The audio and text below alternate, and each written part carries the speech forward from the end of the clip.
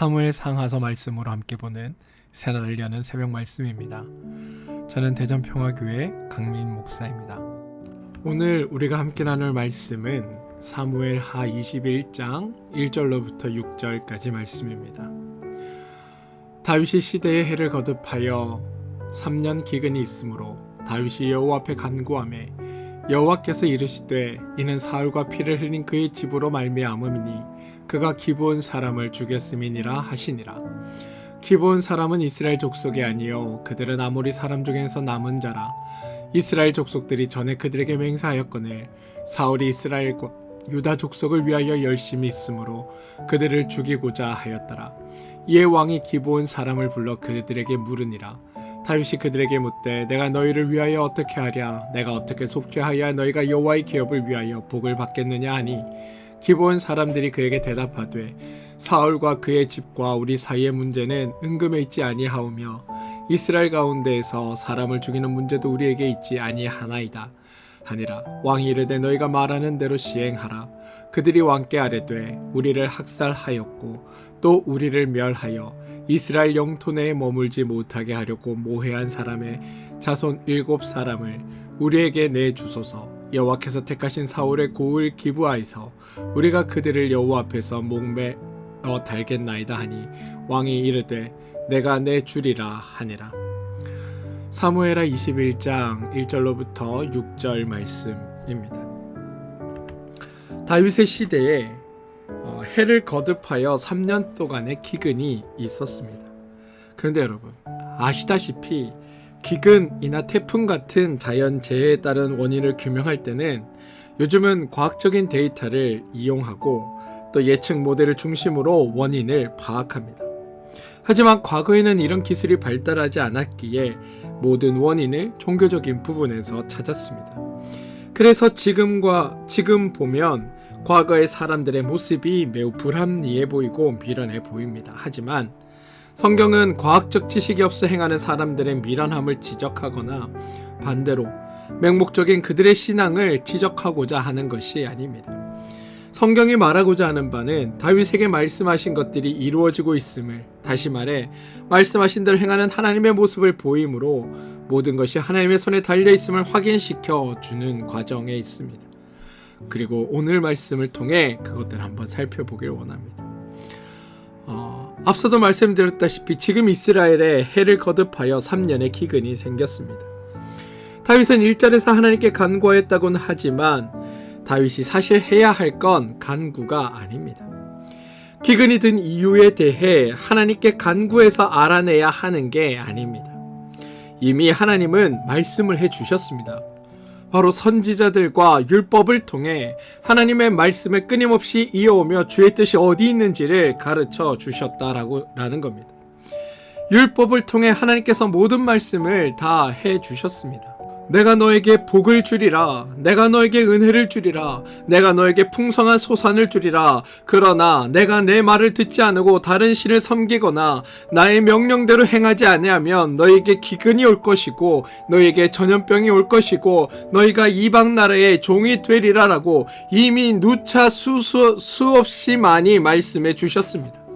내가 너에게 복을 주었다. 그 복을 가지고 너희가 여호와의 뜻대로 살면 복을 누리고 내 자손이 복을 누리며 더욱 풍성하여 잔고하리라 라고 이미 말씀하셨습니다.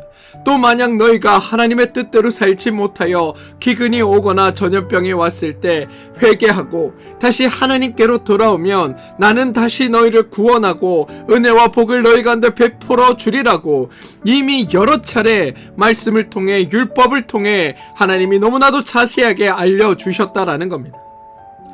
따라서 다윗의 시대에 해를 거듭하여 기근이 3년이라는 기근이 왔다면 다윗이 해야 할 건 하나님 앞에 나와 기도하고 간구하는 것이 아니라 하나님의 말씀대로 하나님의 뜻 가운데 돌이켜 우리가 무엇을 잘못하고 있는 것은 아닌지 되돌아보며 하나님 앞에 다시 서야 하는 것, 이게 다윗이 했어야 하는 겁니다. 그런데 여러분, 다윗은 지금 자신의 모습, 이스라엘의 잘못된 신앙을 돌아보는 것이 아니라 하나님께 간구라는 걸 합니다. 그럼 왜 이게 잘못된 행동인 건가? 사실 간구하는 것 자체는 잘못이 아닙니다만 하나님께서 하셨던 그 수많은 약속들을 알고 있었던 다윗, 하나님의 마음에 합했다라고 이야기 들을 정도의 다윗이었다면 사실 이러한 일이 발생하지 않도록 늘 하나님 앞에 섰어야 하는데, 오늘 말년의 다윗은 그 일을 행하지 않으므로 이미 하나님과 상당히 멀어져 있다라는 것을 우리 가운데 성경은 증언하고 있다라는 겁니다. 따라서 3년의 기근이란 단순히 3년 동안 기근이 들었다가 아니라 다윗도 이스라엘도 하나님과 멀어져 있는 삶, 하나님과는 무관한 삶을 살고 있다라는 반증의 예로 3년의 기근이라는 게 등장한다는 겁니다. 문제는 그런 다윗임에도 불구하고 그 다윗이 하나님께 간구하자 하나님이 왜 이 기근에 대한 이유를 자세하게 설명해 주신다라는 겁니다. 여러분, 하나님은 우리가 모른 채 어려움을 겪도록 그냥 내버려 두시는 분이 아닙니다.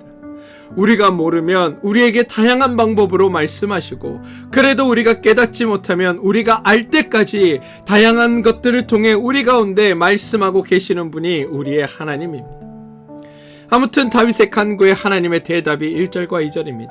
이는 사울과 피를 흘린 그의 집으로 말미암음이니 그가 기브온 사람을 죽였음이니라 하시니라. 기브온 사람은 이스라엘 족속이 아니요 그들은 아모리 사람 중에서 남은 자라. 이스라엘 족속들이 전에는 그들에게 맹세하였거늘 사울이 이스라엘과 유다 족속을 위하여 열심히 했으므로 그들을 죽이고자 하였더라입니다. 무슨 말이냐면 다윗이 간구하니까 그 모든 것의 원인, 이 기근의 원인이 과거 사울이 저지른 죄 때문임을 알려주고 있다는 겁니다. 문제는 여러분, 오늘의 상황이 매우 우리에게 난감하다라는 겁니다. 다윗이 하나님과 멀어져서 3년 동안의 기근이 생겼으면 다윗이 회복시켜 되돌리면 될 일인데, 오늘 성경은 이 기근이 다윗뿐만이 아니라 그 이전 사울의 잘못으로부터 일어났다라고 이야기하고 있다는 겁니다. 지금 오늘 본문의 상황을 여러분 좀 잘 이해하셔야 되는데요. 사울이 헛된 열심으로 여호와께 약속했던 기브온 족속을 죽였습니다. 기브온 족속이 억울하게 죽은 것을 안타까워하며 다윗 앞에 탄원서를 들고 나와 과거에 이런 일이 있었으니 이걸 해결해 주십시오라고 요청하는 상황이 아닙니다. 여호수아 9장에 의하면 여호수아가 가나안을 정복할 때 기브온 주민들이 나와 여호수아와 언약을 맺습니다. 언쟁 없이 이스라엘 백성들에게 대적하지 않고 가나안으로 가는 길을 열어주는 대가로 이스라엘로부터 보호를 받을 것이라는 언약입니다. 하나님의 위엄과 하나님의 일하심 앞에 하나님을 받아들이기로 한 겁니다. 그래서 여호수아 10장에 의하면 아모리 사람들의 왕이 기브온 주민들을 치려고 할 때 여호수아가 모든 군사와 용사와 더불어 길갈에서 기브온 주민을 보호하기 위해 전쟁을 치러주기까지 했습니다. 그런데 사울이 그런 기브온 주민을 죽여버렸습니다. 이는 단순히 이스라엘과 맺은 약속을 위반한 것에서 벗어나 하나님의 위엄과 하나님 그 위엄 앞에 하나님을 받아들이며 하나님께서 그들을 지키시겠다고 약속하신 하나님의 약속을 사울이 저버린 일이 되었기 때문입니다. 이건 하나님께서 이스라엘 백성을 통해 대신 언약한 것들을 이스라엘이 어기게 된 사건이라는 겁니다.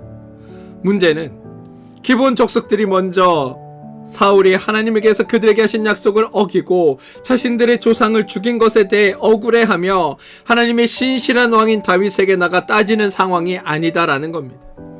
기브온 족속들은 다윗에게 조상들의 원한을 갚아달라고 요청하거나 우리가 억울한 힘을 당했으니 이것을 풀어달라고 청원하고 있는 것이 아닙니다. 기브온 족속은 아무도 아무 말도 하지 않았습니다. 지금 기브온 백성이 죽은 것을 문제 삼는 분은 오직 한 분인 하나님 뿐이시라는 겁니다. 그것도 다윗이 죽인 것이 아니라 이미 죽고 없어진 사울이 죽인 것에 대해 하나님께서 징계하고 계시다라는 겁니다.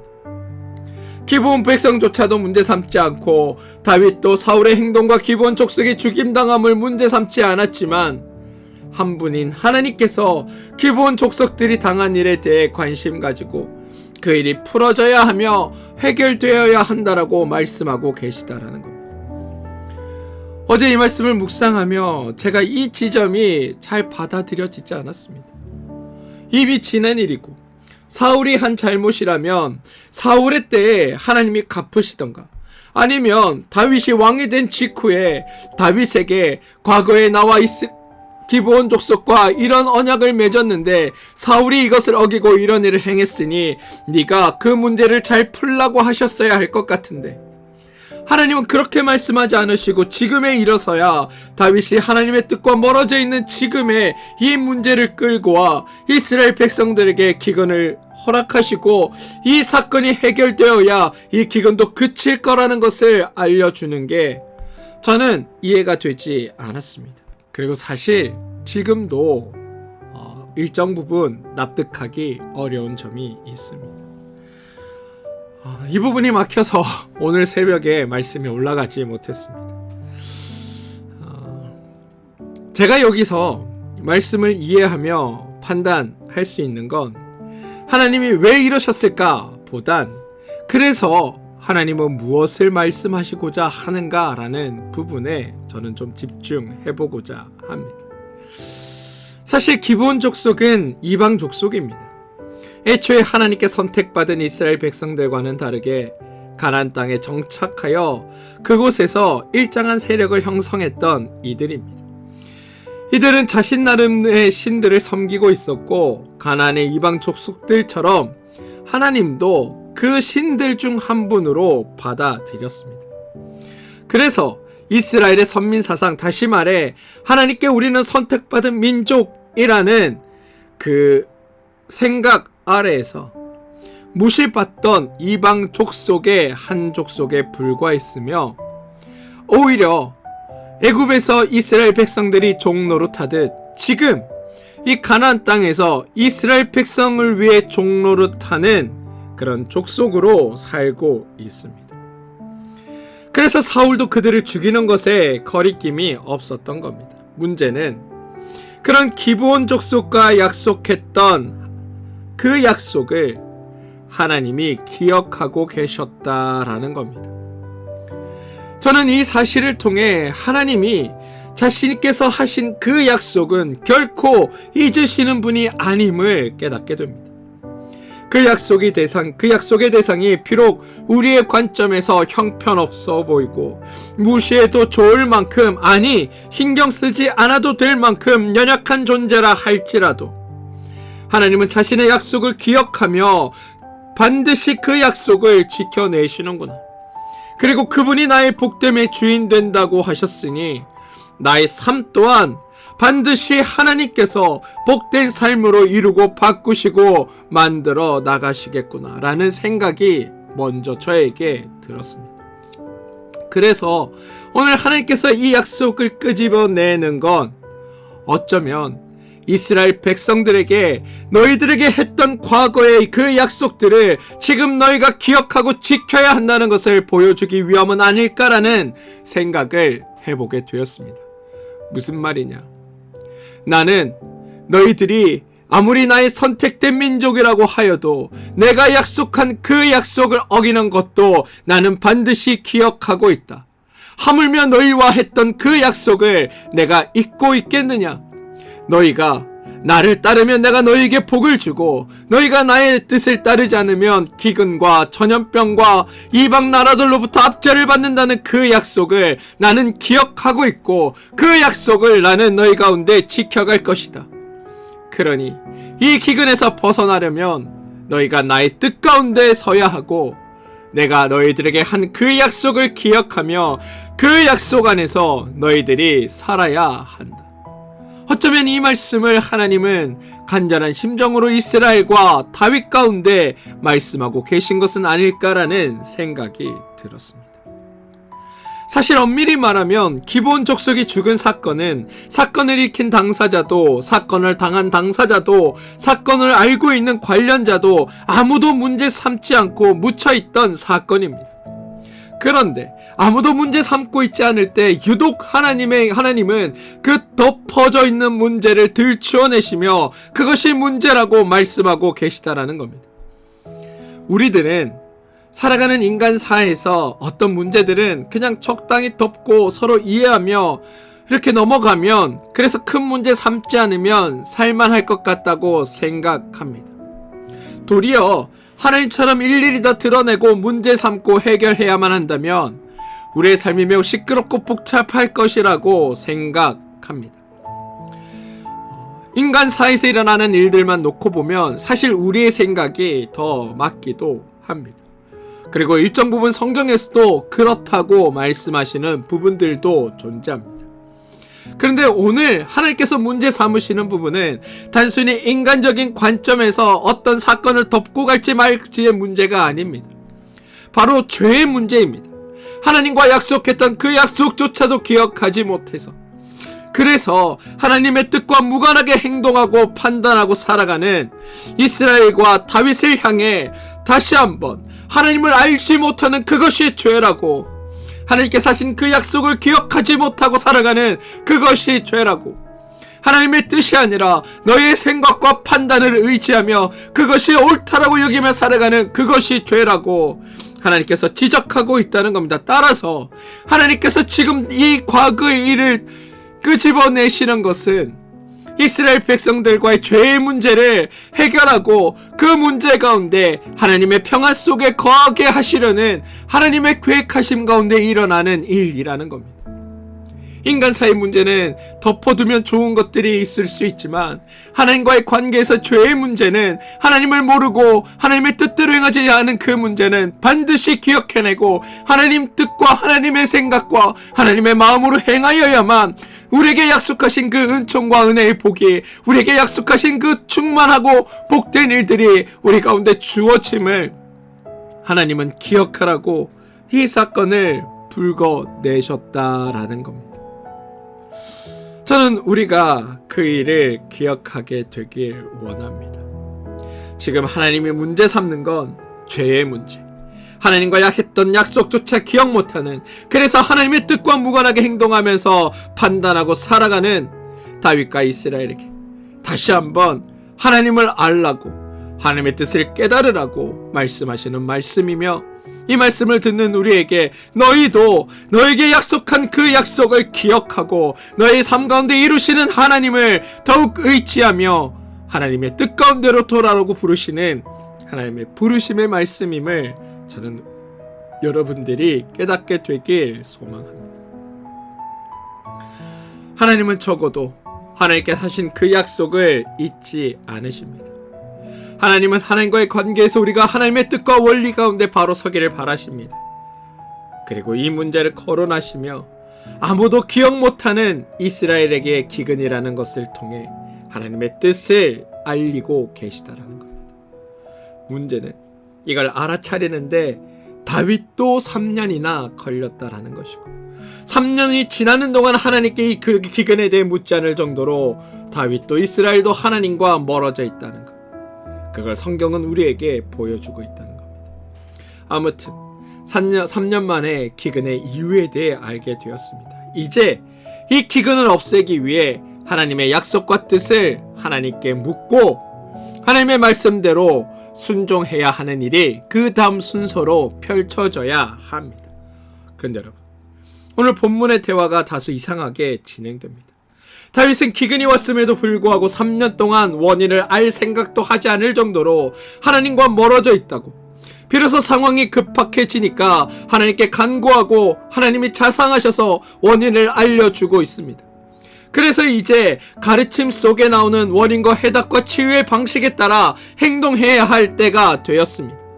문제를 찾으신 분도 하나님이고 해결하는 분도 하나님이시기에 다윗은 하나님께 나아가, 주님, 그럼 우리가 이 문제를 어떻게 해결해야 할까요? 주님은 이 문제가 어떻게 풀리시기를 바랍니까? 우리에게 지혜를 주시면 하나님, 우리가 그대로 행하겠습니다라고 이 대답을 주님은 듣고 싶었던 겁니다. 그런데 다윗은 희한하게도 하나님께 나아가지 않습니다.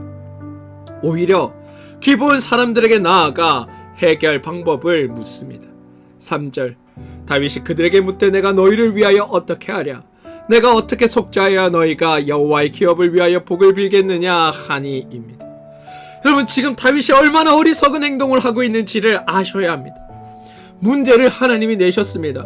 그런데 그 문제를 가지고와 어떤 지문에 나온 대상에게 찾아가서 이 정답을 묻고 있는다라는 겁니다.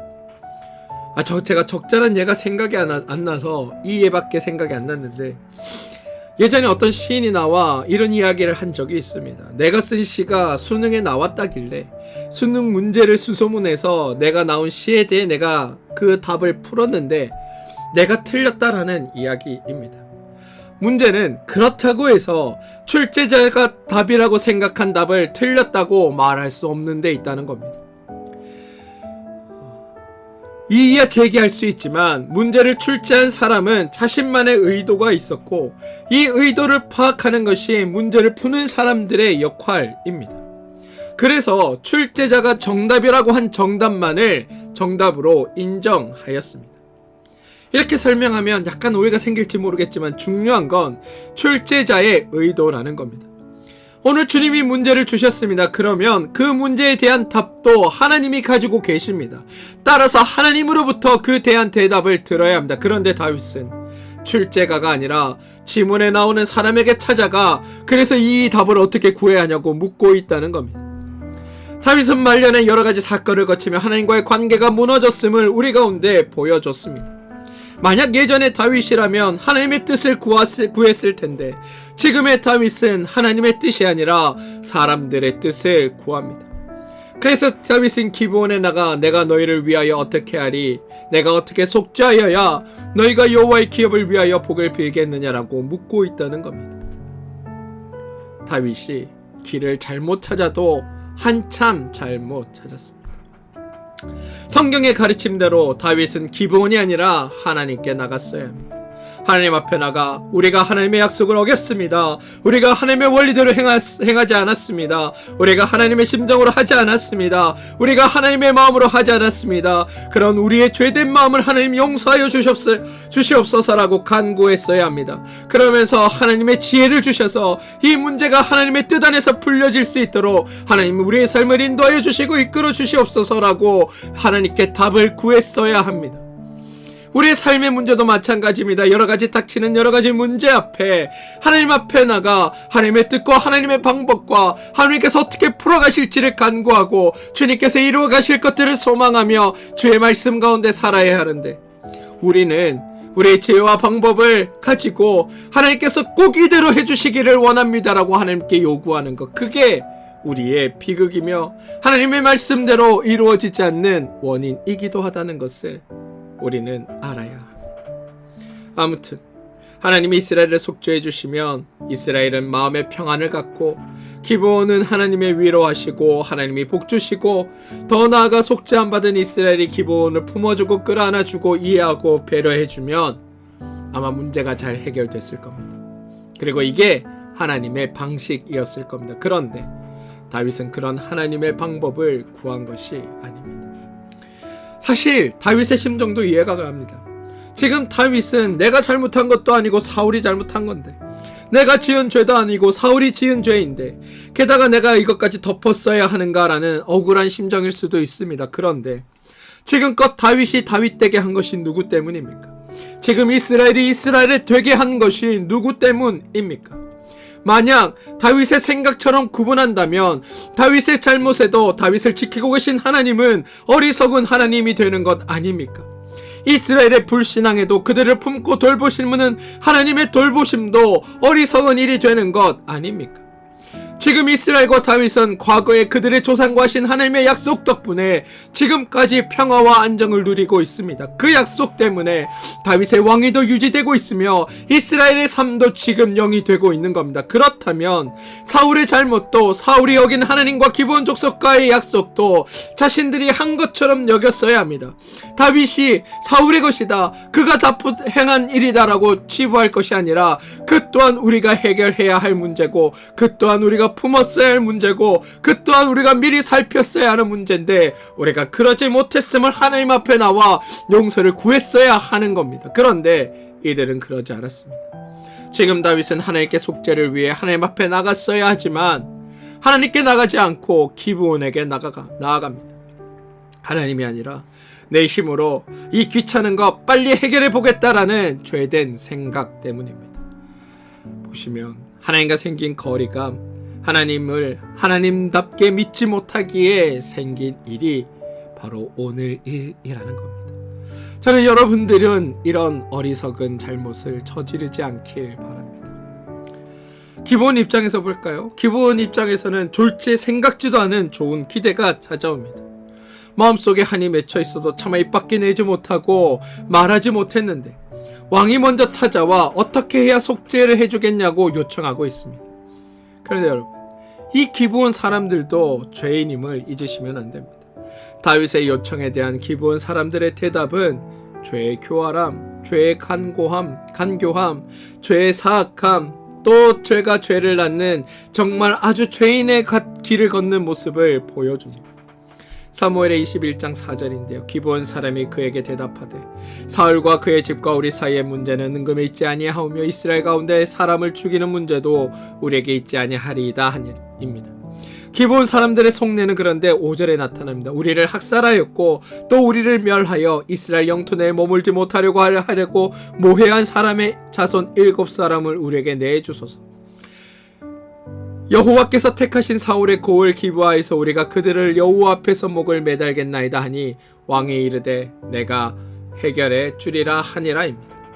기브온 족속이 말하는 4절과 6절의 내용이 여러분 정반대입니다. 과묵한 표정을 짓고 은금으로 해결될 일이 아니며 보상으로 해결될 차원이 아니라고 말하고 있습니다.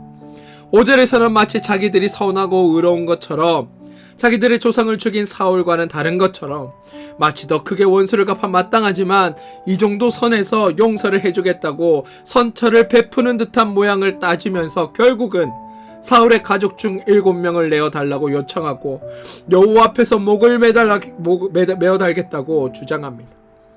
보시면 여러분, 겉으로는 부드럽게 말하는 것처럼 보이지만 속으로는 몇 명을 죽일지 어떻게 죽일지를 계획하고 있습니다.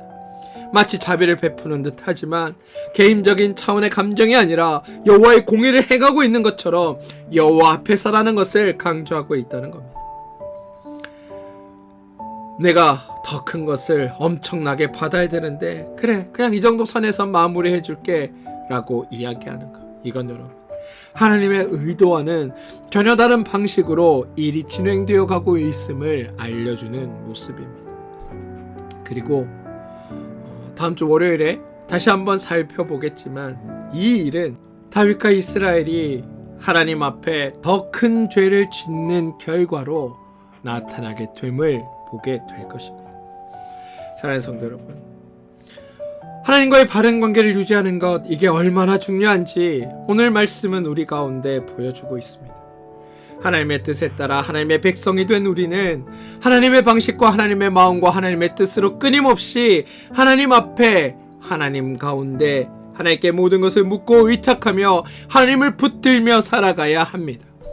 그리고 내 방법, 내 방식, 내 뜻을 끊임없이 하나님 앞에 굴복시켜 나가 결국 내 생각과 내 마음과 내 뜻이 자연스럽게 흘러나와도 그것이 하나님의 뜻과 합할 수 있는 단계까지 나아가야 참된 성도로서의 모습을 보여줄 수 있게 되는 겁니다. 그리고 그것을 위해 끊임없이 노력하며 살아가는 것, 그게 성도의 삶인 겁니다. 그런데 유일하게 하나님의 마음에 합한 자라고 들었던 다윗도 그 마음을 끝까지 유지하지 못합니다. 이스라엘도 하나님의 은혜 가운데 있었지만 끊임없이 하나님과 멀어져 있습니다. 다윗은 자신의 나라가 부강해지고 자신의 권력이 크기가 크지자 하나님이 아니라 자신의 방식과 자신의 뜻을 더 중요하게 생각했습니다. 이스라엘은 이미 하나님의 마음을 저버린 지 오래입니다. 그리고 그것이 이스라엘이 3년이라는 기근에 놓이게 되는 원인이 됩니다. 이들 중 한 사람이라도 깨어 있었다면 이 기근이 발생하기 전에 이미 하나님 뜻 가운데 돌아서야 한다고, 당신의 삶을 버리고 다윗 왕의 잘못을 지적하고 이스라엘 백성들이 하나님 가운데 나아가야 된다고 말했을 겁니다. 그리고 다윗이 진정으로 하나님의 사람으로 살고 있었다면 이 일이 일어나기 전에 삶의 태도를 바꾸어 하나님 앞에 섰고, 이 기근은 이스라엘에게 있어서는 안 되는 기근이 되었어야 합니다. 그런데 다윗을 비롯한 단 한 사람도 하나님의 뜻을 알려고 하지 않았고 찾으려고도 하지 않습니다. 그러다 3년이 지나서야, 그들의 상황을 견딜 수 없게 되어서야 하나님께 나와 원인을 묻고 간구합니다. 그런데 이미 하나님과 멀어진 이들은 하나님께 문제 해결 방안을 물으며 하나님의 뜻을 구하는 것이 아니라 하나님께서 문제의 원인을 알려주시자 자기네 방식으로 그것을 해결할 수 있다고 생각하고 인간적인 방법을 통해 문제를 해결하고자 합니다. 저는 이런 다윗의 모습, 이스라엘의 모습을 보며 우리 그는 어떤지를 생각해 봅니다. 나는 나의 모든 문제 앞에 전적으로 하나님을 의지하는가?